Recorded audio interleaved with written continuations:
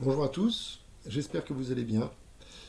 Nous allons poursuivre le cours sur le chapitre 9, cohésion des solides et dissolution. Alors nous avions déjà parlé de la cohésion des solides, je vais donc passer cette première partie et nous allons nous intéresser à la dissolution des solides ioniques.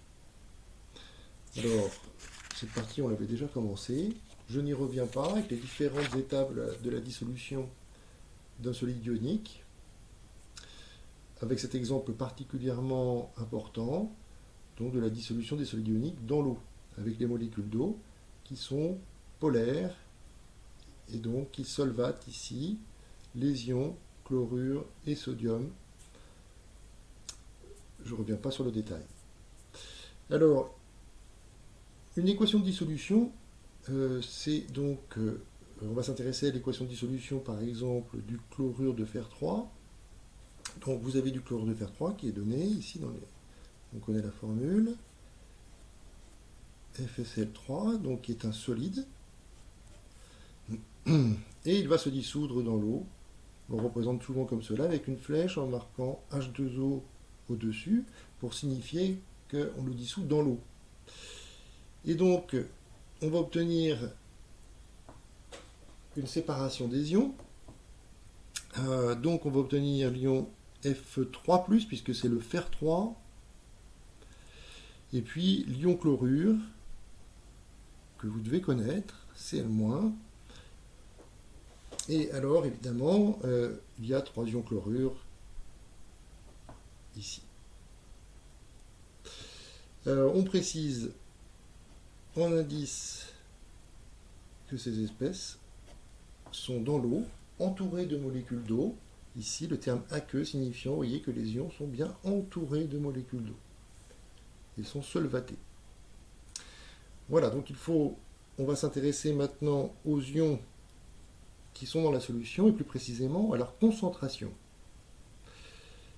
Alors, tout de suite, on peut voir très simplement que si on dissout une entité FeCl3 dans l'eau, eh bien on obtient un ion Fe3+, et 3 ions Cl-.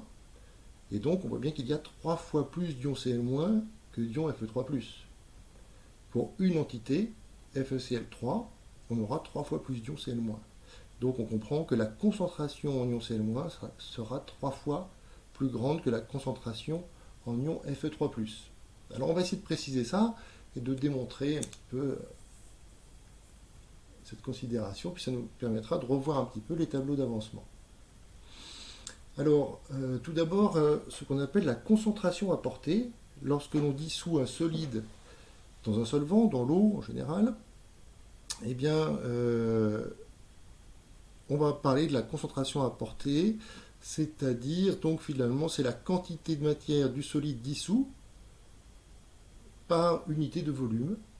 Donc par définition, on a la concentration C0 égale la quantité de solide dissous sur le volume de la solution. Donc on connaît cette formule évidemment de la concentration.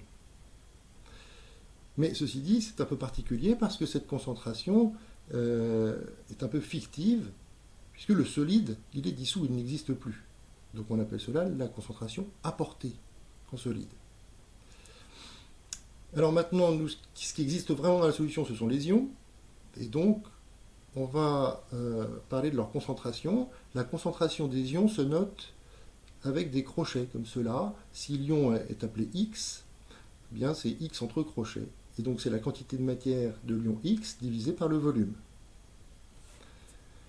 Alors on va prendre un exemple concret. On va s'intéresser à la dissolution du fluorure de calcium, donc CaF2.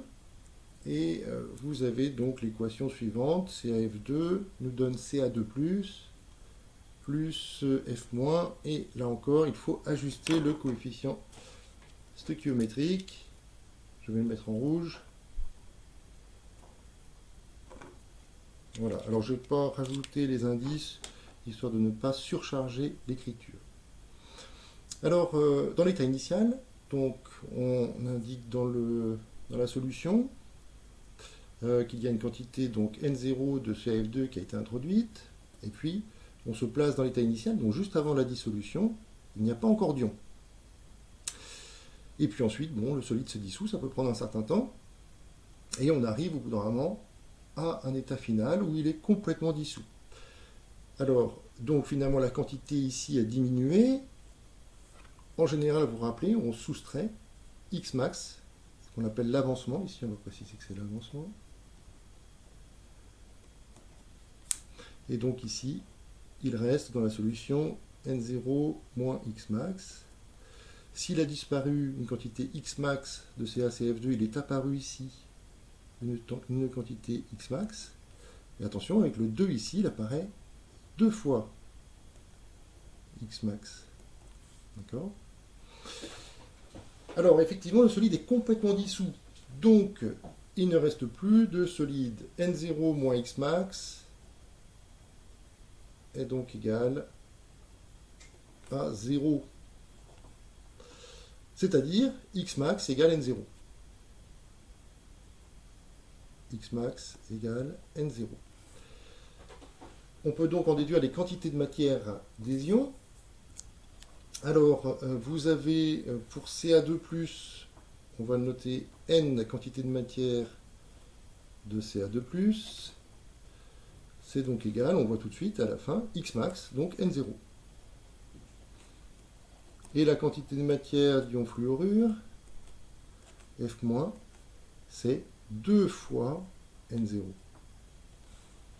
Puisque c'est 2X max et que X max vaut N0. On retrouve l'idée, donc vous voyez que si on dissout N0 mol de CaF2, on obtient N0 mol de Ca2+, et on obtiendra 2 fois plus de mol de F-. Alors maintenant, on va passer à la concentration. La concentration, c'est la quantité de matière divisée par le volume. Donc il suffit de diviser ici par le volume pour avoir les concentrations. Donc on en déduit ici, attention, on le note entre crochets. La concentration de Ca2+ est égale donc à N0 sur V. Et on voit tout de suite que c'est égal, N0 sur V, eh bien c'est la concentration, si je reviens un petit peu plus haut, N0 sur V, c'est la quantité de solide divisée par le volume, donc c'est ce qu'on appelle la concentration apportée, c'est donc C0. De même, la concentration en ion F-, ce sera 2 fois N0 divisé par V, c'est-à-dire 2 fois N0 sur V, et donc 2 fois C0. On a donc finalement quelque chose de très simple. La concentration en Ca2+, c'est C0. C'est la même concentration que la concentration apportée, parce qu'on a un coefficient 1 et 1. Et pour F-, bien comme il y a le coefficient 2, on a une concentration double. Donc vous voyez que c'est assez simple, on se retrouve avec une concentration double. Donc en général, c'est très simple, on peut même faire une formule. La concentration d'un ion, donc concentration d'un ion,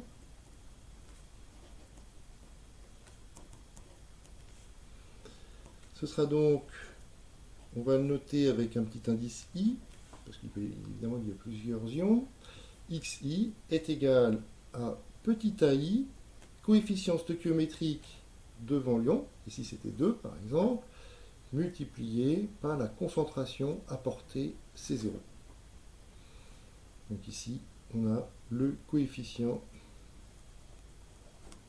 stoichiométrique. On a le coefficient stoichiométrique de l'ion I. Voilà, donc le calcul des concentrations des ions est à savoir bien faire, mais on ne vous demande pas de faire cette démonstration, d'accord? Vous devez finalement appliquer simplement cette formule au final.